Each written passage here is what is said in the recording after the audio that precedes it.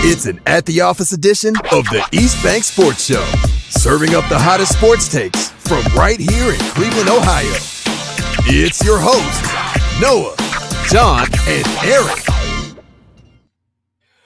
Welcome back into the East Bank Sports Show, At the Office edition. I'm here with my two decently good friends. I'm just kidding. John and Erik, what's going on, everybody? How we doing?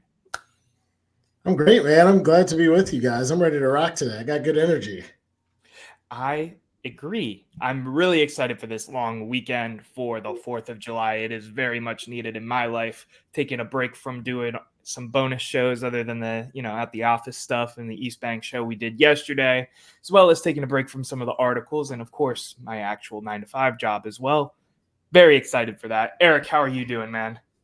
I'm good too. I'm excited. I'm feeling feisty tonight, so just watch out, fellas.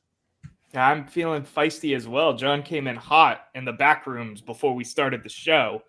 But I want to get into our 30-second take. Me and John are feeling pretty good right now, right? Look at us with our championship gear because one man signed to the Cleveland Cavaliers, and I even pulled a graphic from Twitter. I didn't make this. Shout out to the person who made it. I'm sorry, I'm forgetting your name right now.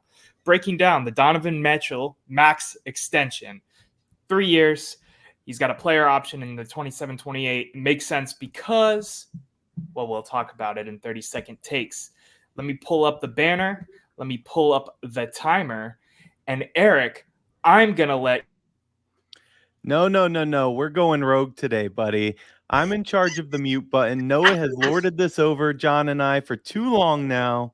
So we're going to change it up. I'm muting you. Noah, I want you to go first. We'll get you unmuted.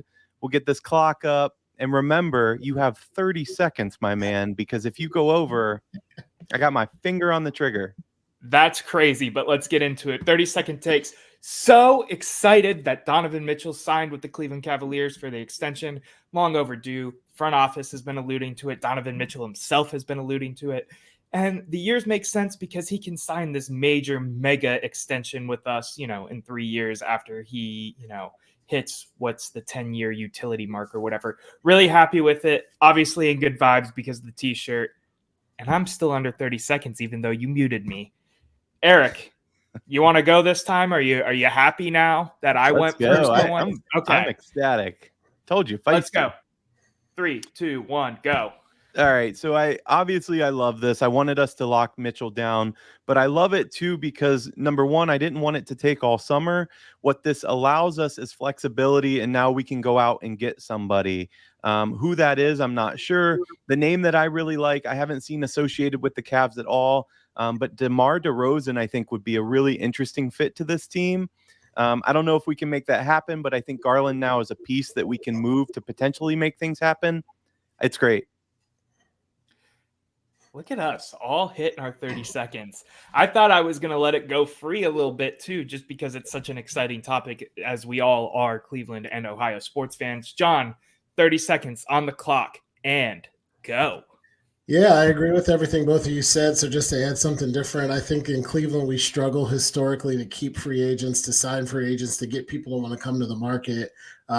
Not so much football, but in other sports. So I was really happy to see a player of Donovan Mitchell's caliber who's not from here and who didn't get drafted here say yes to us for a longer period of time.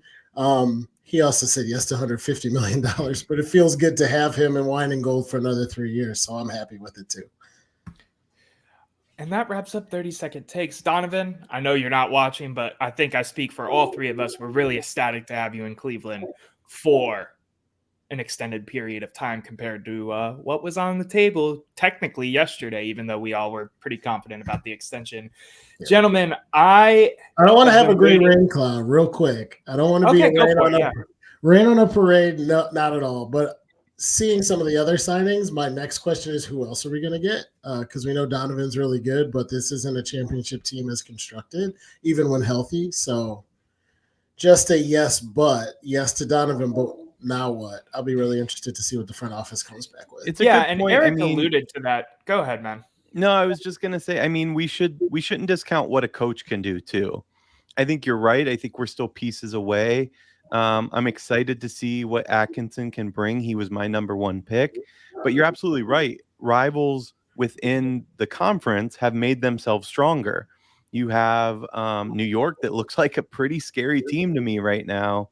So yeah, what's next? They The need Yankees to not be fan, of resting. course, is gassing up. New York Knicks. But Not anyway, a Knicks fan continue. at all, but thank you. Or is that mute button? Here we go. No, it's just you see everybody else getting stronger. The Cavs can't rest on their laurels here, and I don't think they're a team or an ownership that will. But John, you're absolutely right. They got to keep pushing. I'm not sold that we got better at coach. I think we got different at coach, and different could be what the team needs to. But I don't think we took a meaningful step forward there. See, if you give them a letter grade, now they're different types of coaches, and maybe I expect the team to look different, but it's not like we got Pat Riley to come out of retirement. And we could go into this more, but I kind of disagree with your stance, and I'm gonna table this because it's not one of the topics we prepared today. We can obviously talk about this as free agency progresses, but in my opinion, the stuff he's talking about, he being Kenny Atkinson, in terms of trying to unlock the offensive potential of Evan Mobley, he's an offensive-minded coach. That makes me excited in terms of, okay, maybe we shouldn't blow up the core four, but at the same time, I agree with what both of you are saying. New York looks dangerous again. Philly, for what it is, I mean, they added Paul George. I know playoff P is a thing where he just goes ghost mode in the playoffs, but still, that's like the exact fit of what they need on that team, right? So anyway, I'll be the first to say I don't know shit about Atkins either. I know most things about most sports, and I heard the name and I'm like, I got to Google it. So it's not like I know the guy inside and out either. So yeah, we'll see. Right. I'm rooting for him. So, gentlemen, I want to get into a fun little topic that has been on our list of, things that we could potentially talk about in the coming weeks, months, in between kind of the lull of sports where baseball is the only thing going on. Should athletes be paid as much as they are? And for anybody that didn't get to see, because, we make the covers for the video aspect. And, if you're listening, just want to shout out real quick, hit the download button, helps us out a ton. If you are watching the video, hit the subscribe. Helps us out a ton as well, grow the brand of the East Bank Sports Show, as well as at the office. Back into it, though. I'm going to show the cover real quick because I just think the pictures I pulled for it this week are funny. So this is the cover we have. We have Jose flexing on the right. We have Johnny Manziel with all of his money in the middle. And then I pulled Odell because, Odell's always subtle flexing with his chains and, his $1,000 tops and stuff. I actually really like Odell's fashion aside from his exit in Cleveland. John, I'm going to let you start. Should athletes be paid as much as they are? Yeah, I think that's the first time somebody said the words low key or low profile and Odell Beckham in the same sentence. But I definitely agree with what you're saying. My short answer to this is yes, they should be paid what they are, and no, they are not overpaid. We talk politics off the scene. We don't want to turn it into that, but I do believe in some level of free market when it comes to what people are worth and what they're paid. And economically speaking, you can't overpay people because it won't support it. If you make enough money to pay these salaries and it doesn't bankrupt the league, then you can afford it. And when the athletes on the court and on the field and on the floor and on the ice are the ones making the entertainment value and putting their bodies at risk and doing the thousands of hours of training it takes to become a professional athlete, I think part of being an American is to say, if you're good enough at something, you'll pay what the market can bear, and the market can bear it. None of these owners are broke. None of these are men who can't afford it. None of them own franchises that don't generate enough revenue between the turnstiles and the apparel and the TV deals to pay it. I would actually make the argument that in a lot of cases, the superstars are underpaid. If you look at the value that LeBron James drives for the league and the economy and look at his salary, anybody else who drives multiple billions of dollars a year in revenue would make more than $50 or $60 million in their job. I would make the argument that some of the superstars, right, the Aaron Judges of the world, the Shohei Ohtanis, probably get paid less than what they're worth. I think what makes people frustrated, and the piece of this that I want to say, yeah, but again, on the back end is because we kind of socialize it or democratize it through the salary cap, I think a lot of people make more than they're worth because we don't pay the stars who are driving the revenue what they're worth. If a team, and I'm just going to use it, the salary cap is going so crazy in the NBA, there's no point even remembering what it is because it'll change in 6 months. But let's say your roster can get paid $300 million, and that's the soft cap for the NBA. I would argue that LeBron James should probably get $250 million a year. AD should get 25, and then everybody else should get like $1 million. I'm being a little bit tongue in cheek there, but when you look at the Cavs championship team, yeah, J.R. Smith made more than he probably should, right? You go back in teams before that, is Danielle Marshall and Ira Newble overpaid? Yeah, probably so. But that's because they're part of the team, they're part of the game, and they help drive the revenue. And LeBron certainly couldn't win if it was 1-on-12 every game. But I think a lot of times when we see crazy contracts, I don't think anybody would look and say, Tom Brady's overpaid. The backup left tackle, yeah, probably makes more than the market value because there's a salary cap. You can't give it all to one player because there's rules in place. But to sum it all up, on the whole, no, I don't think athletes are overpaid, even if some of the role players are overpaid because of the system they play in.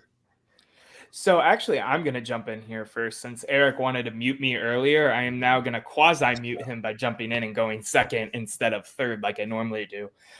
John, I agree with every point that you said for the most part, in terms of, athletes should be paid what they're paid because of what their worth is to the league.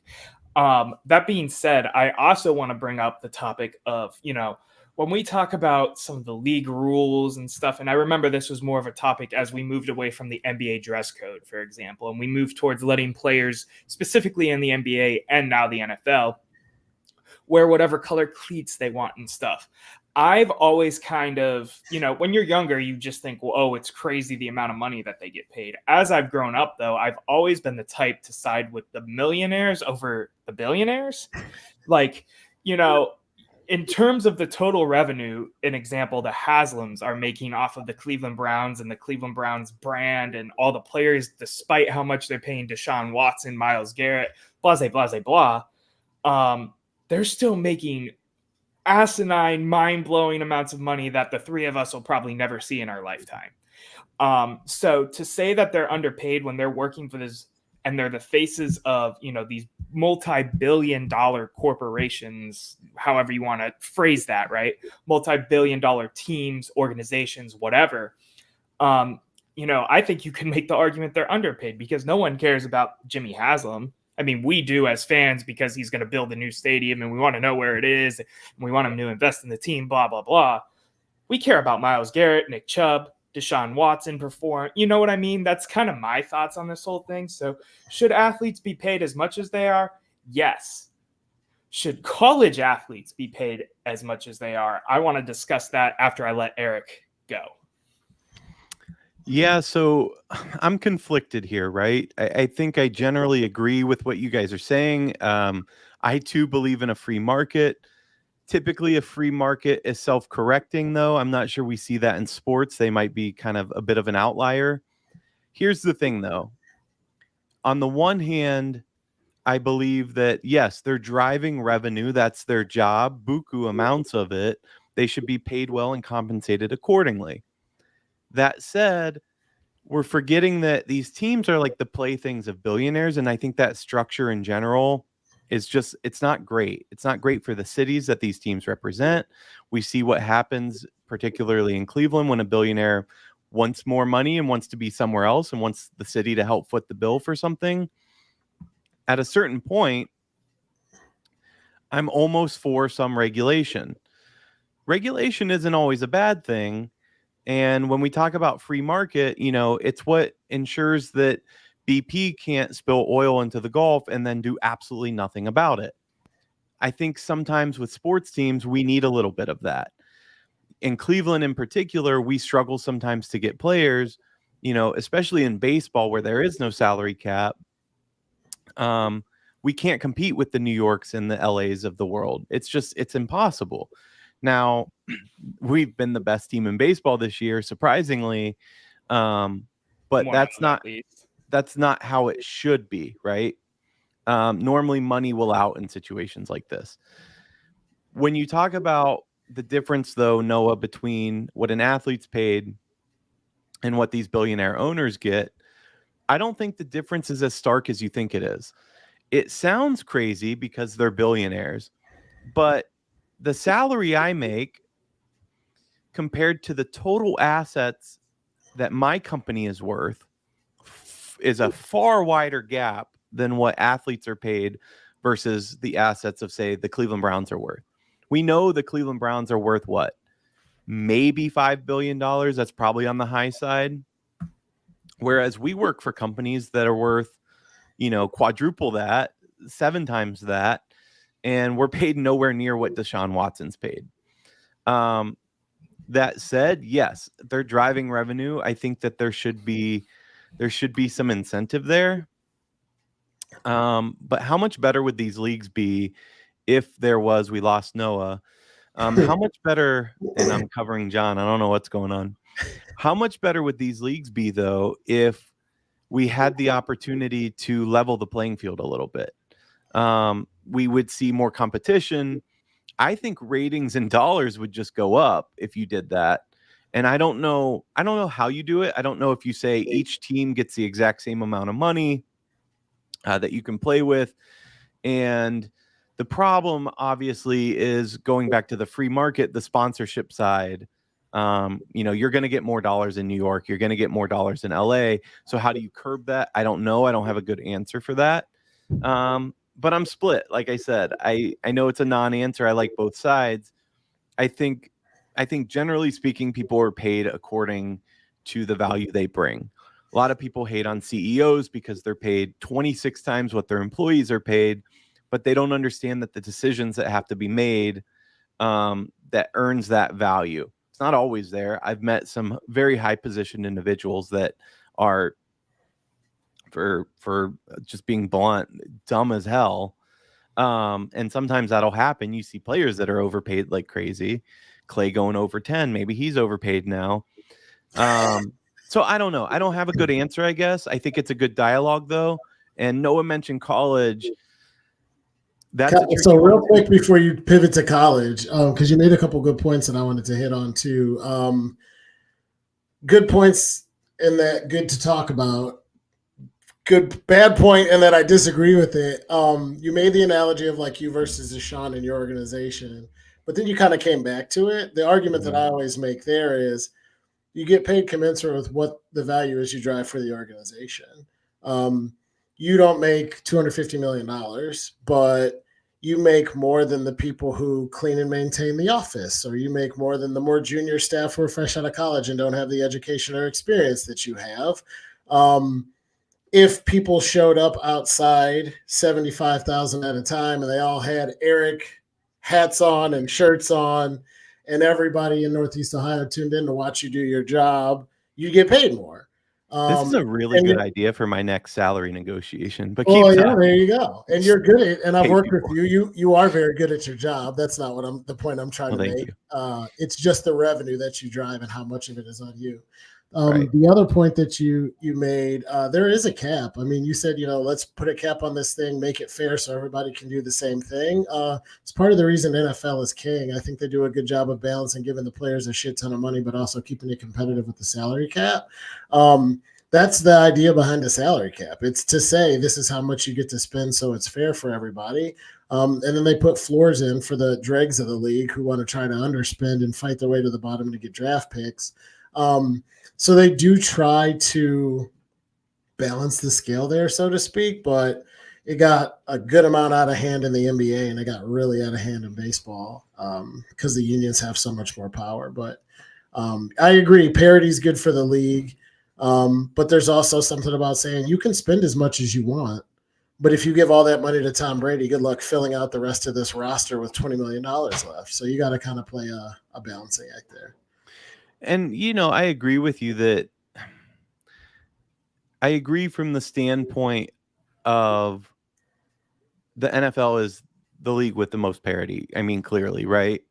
And I don't think you can stop, we're in Cleveland, so I'm biased to Cleveland sports. And it's tough because people don't want to come be cold for 7 months out of the year. you don't have the opportunity. I mean, Cliffs is gonna give you some sponsorship opportunities, maybe Misney and Ken Ganley. I get it.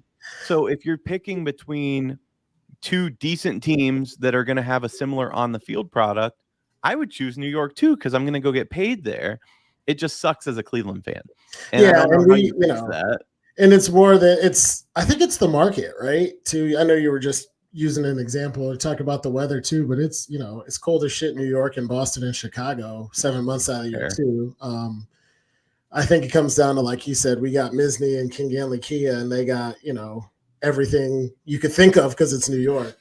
You were going to hit on college before. I want to hear what you have to say. I don't think college athletes are overpaid either. We got into this a little bit when the NIL news broke earlier this year. Again, if you're a quarterback at Ohio State, you could pack 110,000 people in to watch you play Penn State. Go out and endorse some cars, go sign some autographs, and take that $5 million deal because God knows you're driving more value than that for that university.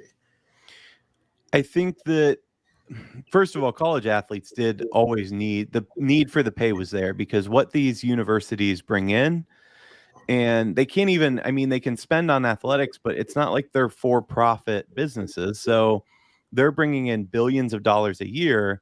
It's ridiculous. They were very clearly profiting off the name, image, and likeness of student athletes by just giving them an education, which, don't get me wrong, a free education is great. And, if your daughters, I think they should very much so push for volleyball scholarships and things like that. Yeah.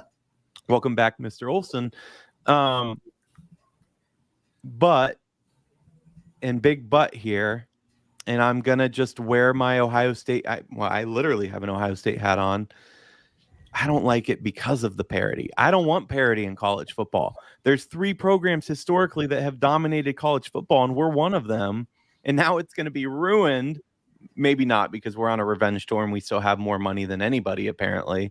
But I think you're going to look at teams like, there's a good reason that Saban retired. If not for NIL, I'm not sure he steps down at this point in his career. And I think Bama's going to really regress in how they win, whether or not they win. I don't think they're going to be in the picture anymore. And there's a good reason for that. So are they overpaid though? What I don't like are these kids that are now saying, I won't even come try out for you without dollars or without this. That's ridiculous. So that's kind of what I was going to touch on, right? I won't even come to campus unless it's an official visit. Have you guys seen some of these official visits now where they have like the Porsche and then the Ferrari and then the Lamborghini parked outside the athletic? Like, there's got to be a line here, right? Like that's a lot to me. I'm thinking about myself, right? And, I'm younger than both of you. I had to date you at least once this episode. Come on now. I'm younger than both of you. And I think about myself, 5 years ago, 6 years ago, 7 years ago, when I was still in high school, immature. I like to think I have a pretty solid head, my head's screwed on straight now. But in terms of then, you present me with $500,000 in a Lamborghini, I think I'd be okay. But I think there's a lot more chance for even, a guy that has tried his best to be on the straight and narrow to go off the straight and narrow. And it really bothers me. It doesn't bother me. It really worries me, I guess, that we're going too far with this out of the gate. Because what's next? Like the Tennessee private jet where every scholarship player gets a ride to wherever they want for vacation. Like, I just don't. If you can get it, it's pretty sweet. Here's my problem. At this point, we're basically talking about another professional sports league. And I'm all for, like, young kids, go get your money, man. I'm not decrying you getting paid at all. Where I struggle is if you're a nursing student at Ohio State, how demoralizing is it to walk, to class and the athlete's pulling up in a G-Wagon that you'll be lucky if you could buy that in your lifetime. Maybe we move it. Why are we even, for these top programs, why are we even including school? At this point, I don't know. We've moved past this being a student athlete kind of thing. And now they're basically professional athletes, one step below, making insane money. I don't know. I feel like there needs to be some kind of change. I feel like the Yeah. change has to come from elsewhere, though, because I know I'm the voice of dissent on this. You both are leaning towards that we need to regulate it, and I'm the no, we don't.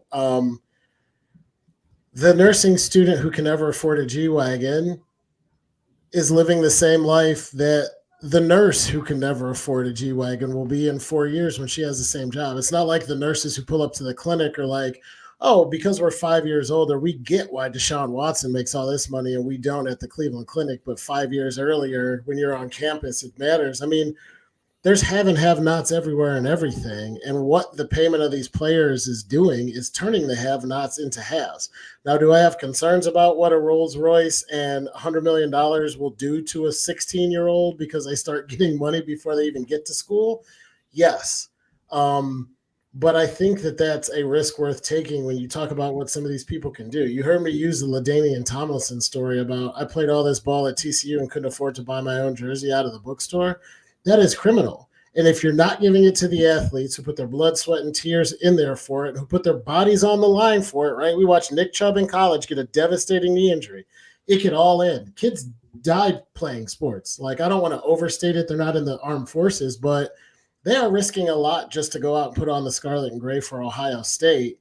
Should it go to the players actually doing it, or should it go back to the administration so they can build a $48 million science building instead of a $42 million science building, or so the athletic director can live in Beverly Hills instead of the Palisades for UCLA and USC? Like, I'd rather the kids get it than it go back into the system. That's not the argument, though. And we're getting a little bit off topic, but I'm going to let it go for a second here. That's not the argument, though. The argument isn't that the kids shouldn't be getting money. I've always been a proponent of NIL should have always been a thing. It should have been a thing a while ago because they were doing it under the table to begin with. Yeah, I was going to say this became pro sports 40 years ago. It's not new just because they're getting paid. But yeah, keep going, Noah.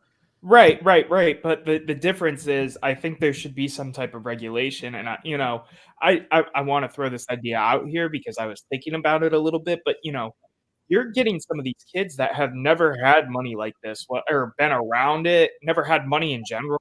Like, I feel like there should be more support than just handing them the keys to the Ferrari, handing them $500,000 and being like, welcome to Ohio State. Let's get after it.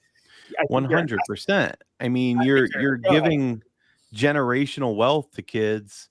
What could be generational wealth if they can handle it properly. And I don't think any of us are under any illusion. The majority of student athletes in this country likely come from low income backgrounds, or middle income backgrounds.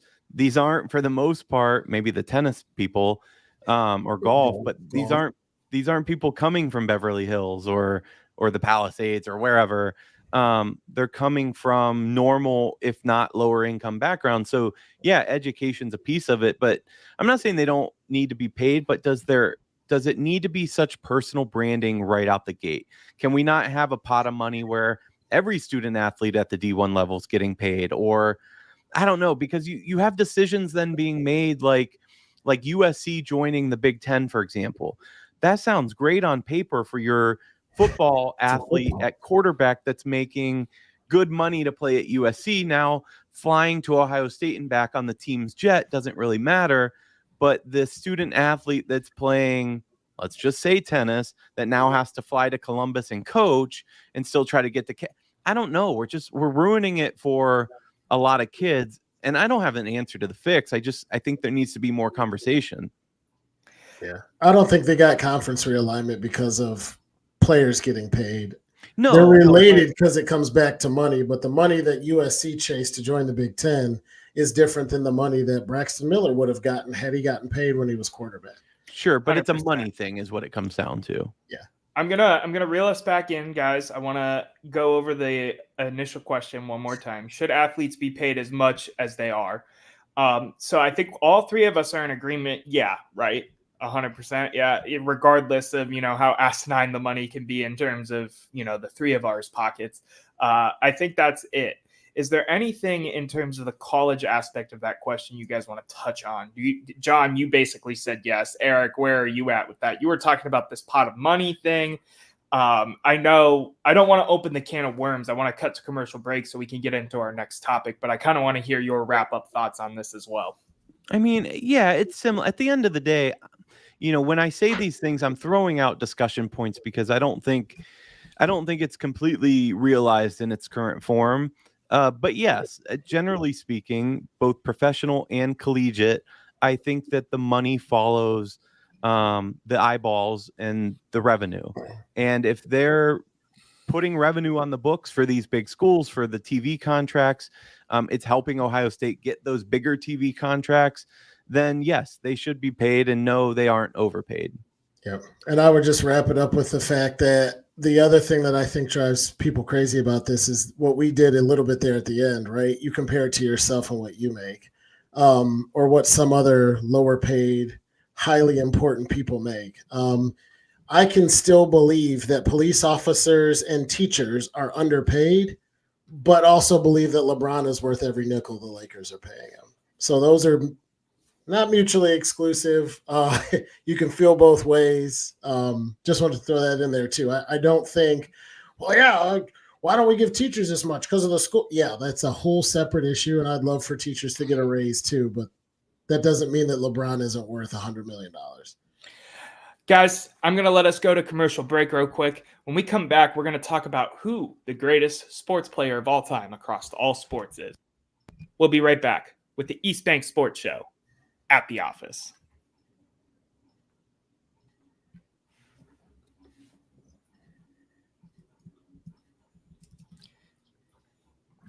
And we're back with the East Bank Sports Show at the office. I just want to make a couple shout outs real quick. I want to shout out everybody here on the Fanatical Elves Network, whether that be John, Lou, Sam, Elliot. I haven't talked to Elliot in a while. I hope Elliot's doing well.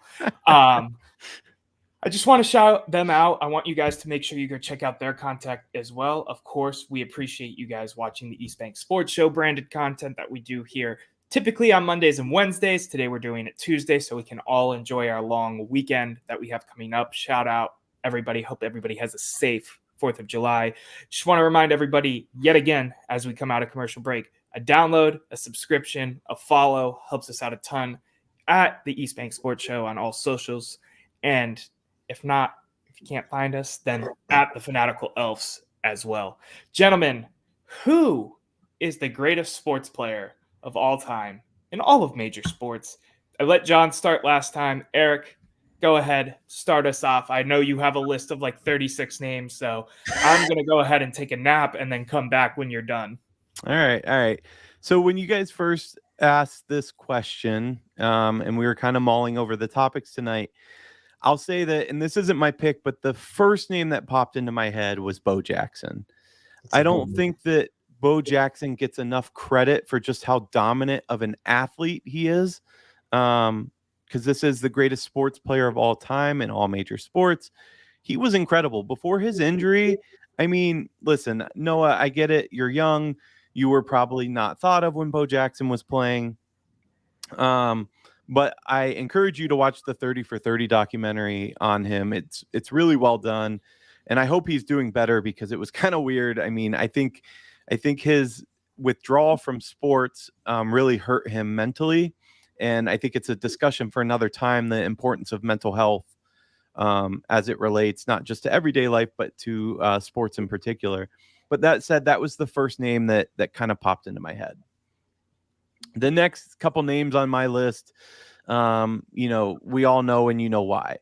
Michael Phelps, if you're going to dominate a sport, I'm not sure anybody's dominated it potentially more than he has. Joe Louis, literally maybe the biggest all-star of all time. I don't think he can be beaten ever. Joey Chestnut. I don't know if that's a major sport, but I'm going to include it. Wayne Gretzky. I mean, just look at his nickname and that'll tell you how special he is. I'm not a huge hockey guy, but he was magic on ice. And there will never be another like him. Even though some people are creeping up on some of his records, they'll never get all of them, not even close. And then, of course, guys like LeBron, et cetera, you have those arguments. The way that I looked at this, though, is I wanted to pick a player in modern times that we've all watched and can comment on and have an idea of their greatness. And I wanted it to be a player. I didn't think it could be on a team sport because as much as we call Brady the GOAT or whether it's LeBron or Jordan the GOAT, I just don't think team sports necessarily make sense here because it still takes those other four guys.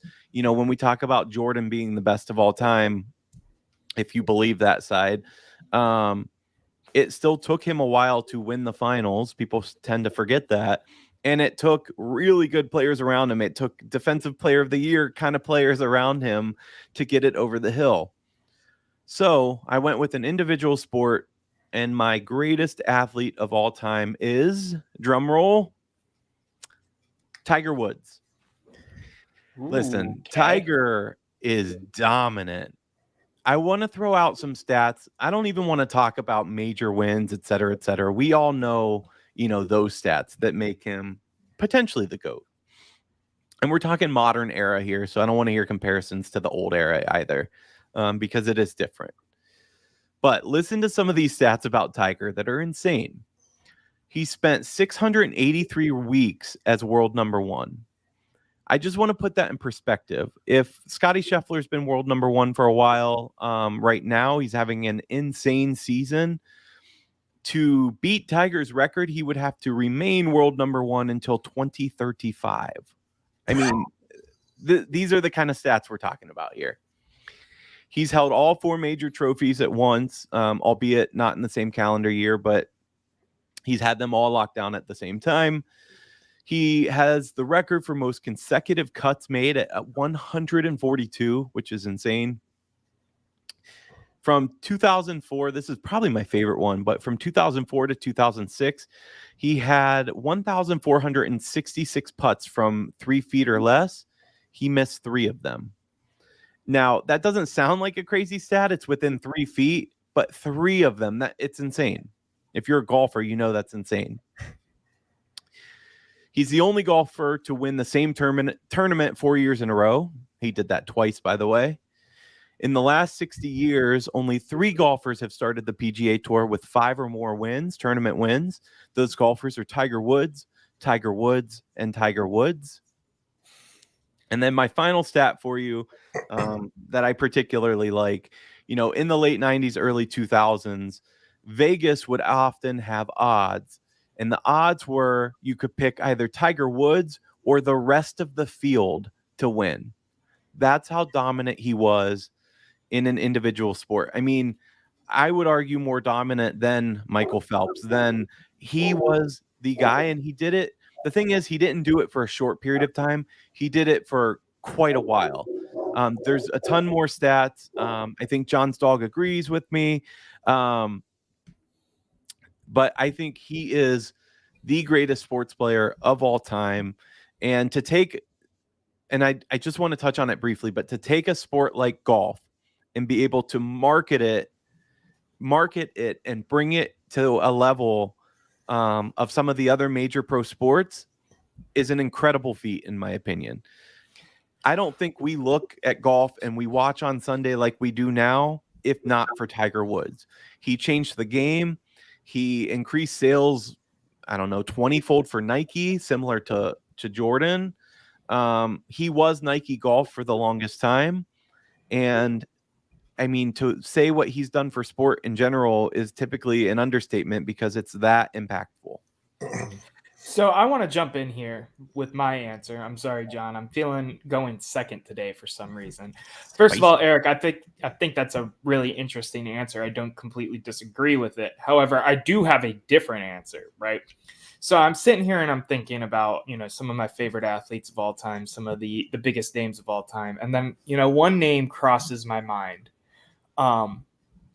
We start thinking about players who were dominant. You mentioned, Bo Jackson, for example, in multiple sports, or at least would have the ability to, right?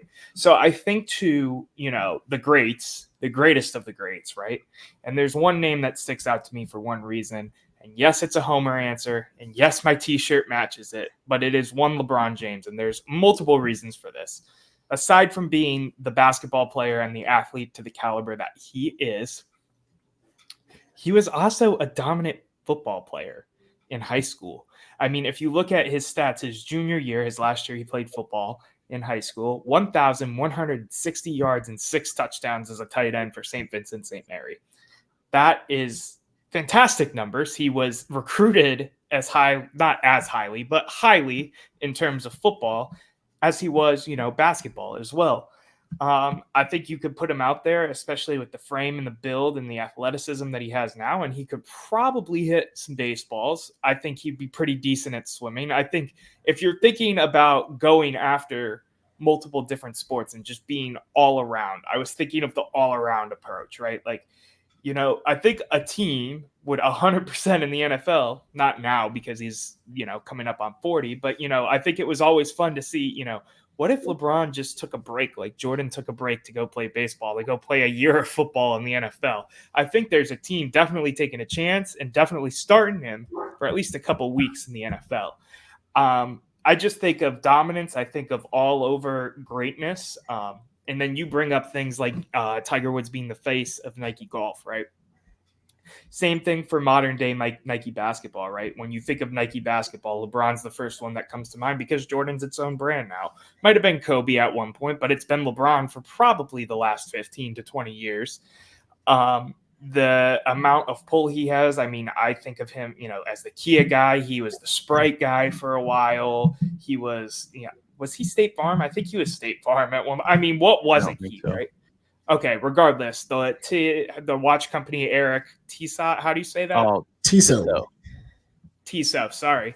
I mean, he's been the face of multiple brands. I just think he is one of those players that transcends time, like a Michael Jordan, like a Tom Brady, like a Joe Montana, et cetera, et cetera, et cetera, on top of having the ability where I truly feel confident he would be a solid player in other sports. Now, I don't know if that means in the pro level, college level, what have you, but that's my argument for LeBron James being the greatest sports player of all time. Go ahead, John. Can I just retort real quick, John? No. Yeah, go for it. because you have me with some of your argument, Noah. I think LeBron's a freak. But your examples of he could be the greatest swimmer of all time. First of all, there's zero evidence. I didn't say if I said it, I didn't mean it as the greatest swimmer of all time. I think he could be a good swimmer. Could be a good swimmer. He could go play baseball like Jordan. Using Jordan as the baseball example is wild to me. But I don't know. I just thought those were some interesting takes. I'm not saying that he's going to go switch and play fantastically LeBron James level at every sport he goes and plays, but the fact that he has the athleticism and the ability mixed with the echelon of athlete and, player and everything that he's been in the NBA just makes him, the greatest athlete of all time. There's different pillars here, right? But Jordan couldn't hit a baseball, and that was for the Barons, not for, the Red Sox. But that's totally fair, but I think it's still part of his legacy, is it not? So while you think about that, this is the hardest question you've ever asked since we started doing this podcast. We can't agree on who the best basketball player is of all time. So how the hell are we going to find out who's the best in each sport? Talk about what sport it is, right? Does Seabiscuit and Secretariat get a spot because they're athletes? Like, I've got a lot of rabbit holes with this stuff. And my wife helped, and we'll get to that in a moment. I started off with a list to say, okay, you got to at least narrow this down from like the world to like a list of 25 or 30 to what Noah thought Erik was going to do, just to throw out some names. Obviously, basketball, you got Jordan, LeBron, Kobe, Kareem, Wilt, Bill Russell, Wayne Gretzky, Tiger Woods, Serena Williams, Federer, Muhammad Ali, Tyson, Usain Bolt, Jesse Owens, Michael Phelps, Ronaldo, Messi, Pele, King Griffey, Jackie Robinson, Babe Ruth. I didn't even get into football. Tom Brady, Bo Jackson, Deion Sanders, Jim Thorpe has gold medals and played baseball and played football. Nothing about college and Jay Williams, Mello, Caitlin Clark, Cheryl Miller, Archie Griffin. I went crazy with this and then said, okay, the podcast starts in an hour. You got to come up with an answer. So I narrowed it down. My wife was like, what about Jordan and his shoes? And she was like, well, being an athlete has nothing to do with shoes. You're talking about impact. You're talking about what they do on the court. You should be talking about what he did on the court, not about social impact. So some of the people who I would have put way up there for my personal list for their overall performance, right? Like a shout out to somebody like Muhammad Ali. I didn't go forward with people like that or people like Kareem because I was like, what they did off the court shouldn't matter. We're just talking about athletes. Athlete is defined as a person who's proficient in sports and other forms of physical exercise. So I narrowed down that list, said if you were in college and didn't do it. You really hit us with the full dictionary definition for your breakdown. Go ahead. It's the only way I could get the list from 10 to 1. Kimbo slice. No, I mean, I even had The Rock on here. Like, he played college football and he was a wrestler. Like, he's definitely an athlete. Now he's doing it big on screen. But I was like, athlete, right? Like, stay focused and don't let your own bias or favoritism come in. So I got to like a couple criteria, right? Physical dominance and presence, performance in their chosen craft, and then this kind of thing that I could best sum up as when this person showed up, everybody knew they didn't have a chance. That was it, right? When Jordan got to the finals, Karl Malone thought he had a chance, but he knew he was going to lose, right? Mike Tyson got in the ring for 2 straight years, and you knew whoever he hit was going to go down. That was it. So my final list had like Tiger, Serena, Tom Brady, Michael Jordan, Phelps, LeBron James, and Wayne Gretzky. Before I get to my pick, I want to drop one last nugget on you. I'm not a huge hockey guy, but I'm a bigger hockey guy than both of you. You know, in hockey, they go by all-time career points, kind of like in the NBA. Points count for goals and assists. If you took all of Wayne Gretzky's goals and eliminated them, he would still be the #1 all-time points getter in the NHL on assists alone. That is how dominant Wayne Gretzky was at hockey. Wow. So in my Mount Rushmore, Wayne Gretzky is up there. For off-the-court stuff and sneaker appeal, Jordan is there. Michael Phelps and Usain Bolt, individual sports, physically dominant. But in a at the office first, I'm disagreeing with Erik and agreeing with Noah.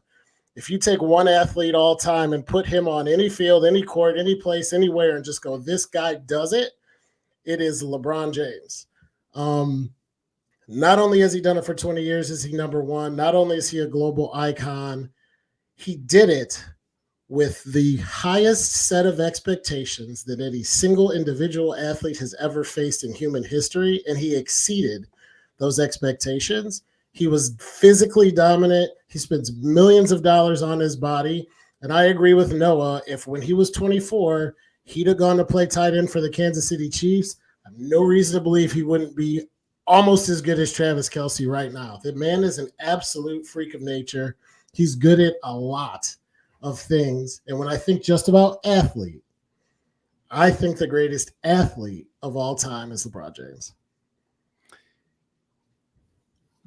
I love it. I love it. I'm all here for it because I mean, obviously I agree. Why are you speechless, Erik? Because so much of your guys' argument hits on potential. And I think that's an odd way to approach it. You know, we can't even agree that he's the greatest basketball player of all time and he's the greatest athlete of all time. I'm not saying that your arguments don't have merit because I think he's certainly in the conversation. Don't get me wrong, right? It's been unbelievable. We talk about what a freak he is. I don't know if he was that much of a freak. We saw it in 2016. Should he not have won every finals that he's been in? There's so many question marks with LeBron. It's a team sport. That's a completely different argument, though, to me, because I think the league is so much more talented. If you want to go from that aspect too, you're talking about one single person. You're not talking about, a group of people right now. Like we could go and do this next week, right? And say who's the greatest team of all time and have the same type of expectation breakdown. So why not pick somebody that does the decathlon that has proven themselves in multiple sports instead of the possibility of multiple sports? I didn't read my whole list. I have Bruce Jenner and Dan O'Brien on my initial list. So if that makes you feel better. Also, I do have LeBron as the best basketball player of all time, hands down for me. not I agree. influential, not I was gonna say- deals, not Bulls and all the Team USA Space Jam shit. Basketball, putting the ball in the hoop. I think LeBron's the best in the NBA. Too. I don't disagree with you. I was gonna say I think we're all LeBron is the GOAT people, right? Eric, you are, right? I Mhm. mean, yeah. So I was gonna bring that up as a counterpoint too to you saying we can't agree on it. The three of us, if we're talking about just us three, we do in fact agree on it. For sure. Therefore, we can move forward and go with some of our assumptions of John talking about him going to the Kansas City Chiefs at 24. Now, do I think he's going to be as good as Killer Trav? I don't know about all that. That was kind of hot on my opinion, but yeah, I mean, I completely agree with the point. Eric, I love your breakdown, and I'm not trying to be the cop out and not try to stir the pot for once, but I think your breakdown makes total sense to me too. We're talking about a guy who it's his sole responsibility to be good at golf, and he was flat out the best ever at golf, right? Right. So I get your breakdown, but in terms of I just get the thought process because me and John kind of went the same way of thinking of everything holistically, picking them up and putting them in different leagues, picking them up. Yeah, that's kind of I think. Here's another way to think about it too, because this is where my wife helped. She gave me the definition and said this is an athlete. Wait, and didn't you say you disagreed? Who was her pick? Oh, she didn't make a pick. I got to ask her who she comes to because she went down her own rabbit hole. So I can't wait to ask her what she said. But we got to a point of a conversation where she said, does the amount of time that it takes to hone your craft matter? I said, I think it does. And she said, I don't think it does because the athlete is that physical dominance. And I said, because Tiger Woods and Serena Williams started when they were 2 and like, they are on my, I don't want to say Mount Rushmore, but the best I could do is say, okay, here's my 10 people who I got to see, right? Like Jackie Robinson, Mike Tyson, Serena and Tiger were on my list. Mm-hmm. What I got down to was this. If you put LeBron James on a golf course or on a football field, what happens? And if you put Tiger Woods on a basketball court or on a football field, what happens? And we all know LeBron's going to be better. So Tiger is amazing. I only golf because of Tiger Woods. I watch golf all the time. I still glued to every shot he takes when he plays. He means a lot to me. He's not going to dunk on LeBron in a one-on-one. You know what I mean? Like when you think about athlete, all-around athlete who's the best, that's why I didn't put Tom Brady or Wayne Gretzky. These guys are amazing, but right. Tom Brady with no shirt on, does this dude look like an athlete? He's a good quarterback. Now so he does with the TB12. Just throwing that out there too. Go ahead, Eric. Do you think that let's see. Do you think like Kristaps Porzingis is up there with LeBron? No. Because he would dominate on a football field over Tiger too. That's not a good argument in my opinion. But why isn't it? Why isn't it though? Because I just explained why. The build is different for the different sports. Just because they might dominate on another sport and another field doesn't change things. Here's the thing. I think when we talk about the greatest sports player of all time, it transcends time, not space, but time. And when we talk about a guy like Tiger, he certainly does that. Now, your counter argument could be much like tennis. Well, it was a very different time, 60 years ago. It was more like club championship sports than professional sports. Although you could probably argue that for just about any sport. LeBron, and I'm not hating on LeBron. I love my boy LeBron. We have a bet that he hasn't held up his end of yet. Here we go. I'm not hating on LeBron at all. I think he's an amazing athlete. But when we look at the NBA, we always look at eras and the dominant player of the era. We look at whether it's Wilt or Magic or Kareem, or then it's Jordan, et cetera, et cetera. With golf, you pick one guy. If I say pick a golfer, the first guy you're going to say is Tiger Woods. Yeah. If I say pick a basketball player, the majority might pick LeBron, especially in this area. But a lot of people are going to pick Kobe. A lot of people are going to pick Jordan. I just feel like Tiger transcends it a little bit. I feel like that's a bet. I feel like you almost contradicted your own argument in there, though, because then if I took that argument and applied it to the best bowler or billiard shooter or dart player of all time, you Hold wouldn't on, say, "Oh I have yeah, a story they for deserve this. to be in this conversation because they Yeah. bowl." You're right, but we said major sports, but as I was doing my due diligence, there was a billiards player, Oh, and here we this go. man Here was we go. so good. Everybody refused to play with him, and they tried to change the rules on him, and it didn't matter. He still beat everybody. He never, well, I don't know if he never lost, but he was that dominant that he would show up in there and be like, nope, we're not playing. Was it in the 1920s? Because I think I read about that guy. I think so. Yeah. I was doing my research, and I'm like, man, Jesus. that's domination. And this is how nerdy I am. I didn't read it for prep for today. I saw this a few months ago. So Oh, that's why fine. I ended up down that rabbit hole, who the hell knows? I'm Gentlemen. not saying there's zero merit to your guys' argument, because I think there is. You know, if you had come out here and told me that OBJ is the greatest sports player of all time, I would have probably walked out. But I don't know. I it's not a bad pick. I'm a little surprised the two of you are aligned. I think that's what's throwing me the most right now. There's something misaligned with the world at the moment. Shout out to our females watching, or males that know astrology and can tell me why Mars is in the wrong position or something. But I don't know. Pound for pound, I feel like Serena would have been a better pick than LeBron. Serena was. I want to make a point real quick, because I know one person who is not the greatest athlete of all time. Noah? No, it's going to be Mustard. I know it. Mustard the hot dog. Sake. I had to walk into Where it. I is didn't that even mute button? Right, here we go. I didn't even plan to do it this time. I just had to throw it in there at the end. Gentlemen, let's agree to disagree. I think that was a great discourse. Does anybody have any final points before we go into final thoughts and takes? Hot takes? No? I think we covered it pretty well. Yeah. I mean, if you just had to come up with the top 10 list, it would be hard. Coming up with top one. I mean, there's no – I can't – same point to you, Eric. I can't go, oh, Tiger Woods is a stupid decision. Tiger Woods is the freaking man, and I love Tiger. I just think he's probably not as good a jump shot as, LeBron might be doing something else. LeBron can't hit the golf ball as well. No, I agree with you. Honestly, there's a list of probably 5 or 6 names where if we chose any one of those, 1 through 6, we can respect, if not agree. I kind of expected sometimes Noah comes with these left field things, so I tell her, maybe. Oh, last one for you, just to throw a monkey wrench in. Maybe we missed out on Steph Curry because he's really good at basketball and golf. That's true too.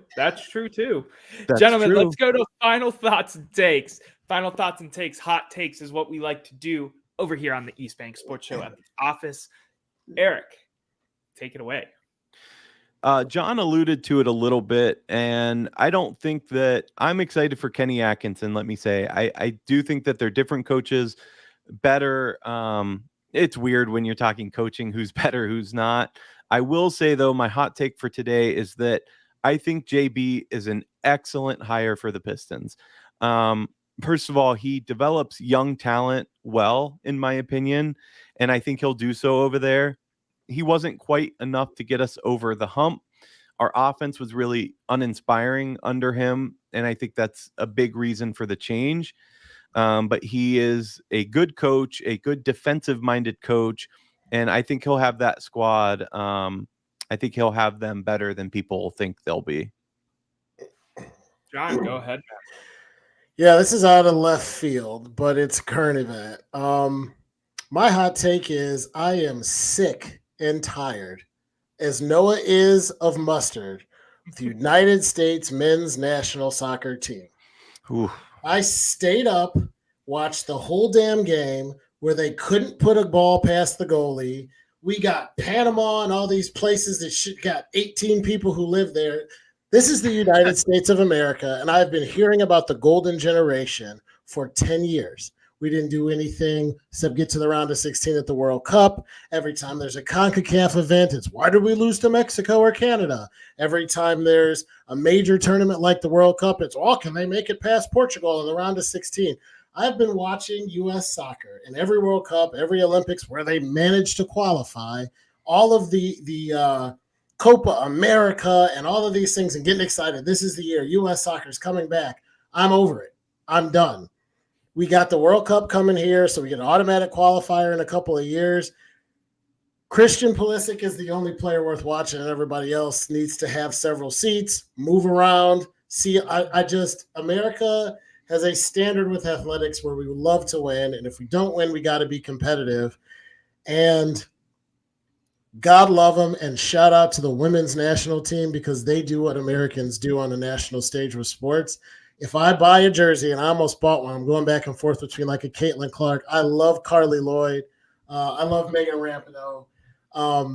They do it like we're supposed to do it, and the men are in another stratosphere. So get your shit together, fire the coaches, redo the roster. I don't know soccer like I know a lot of other sports. I don't want to get too far out over my skis, but the men's national team disgraced the United States again with the shitty performance at a major tournament, and it pisses me off because they only come along like once every 2 to 4 years. So get it together. Can I just ask one important question on the heels of that? Because I agree with everything you said, but what was worse last night, the men's national team or the refs that they faced? Oh my God, the refs were terrible, but the refs didn't keep them from scoring any goals. Yeah, The refs don't get me wrong, but were brutal. I mean, they were brutally bad. People were out of bounds. It was awful. And that's it's endemic of refs in Copa, etc. over here. Something needs to happen with North South American refereeing because it's really, really, really, really bad.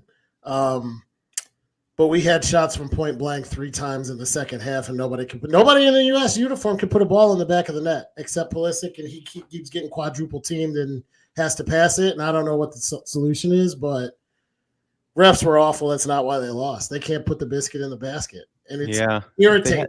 If they had LeBron, but you guys will go forever, so I'm going to jump in here. And I had a hot take built up, and now I can't think of it. So I'm going to go to one of my cop-out hot takes that I think about.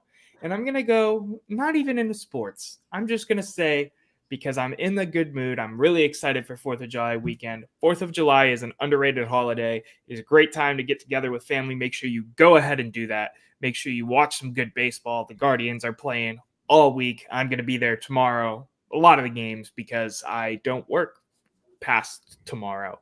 And even then I'm still going. So make sure you enjoy time with your friends, family, have a couple beers, not on me, but for me. I can't, afford to pay for all of your guys' beers, at least not yet. Gentlemen, thank you for another great episode. I always love sitting down, talking sports with you guys, typically on a Wednesday. Today we're on a Tuesday. Please make sure you hit download, subscribe, like, do all of that. It helps us grow a ton. I know I've said it a couple times throughout this episode, this video, this podcast, this listening experience, whatever you want to call it.